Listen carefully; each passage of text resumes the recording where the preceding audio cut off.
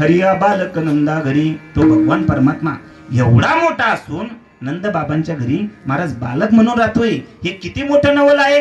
हे खूप मोठं नवल आहे. महाराज अभंगाच्या दुसऱ्या चरणात सांगतात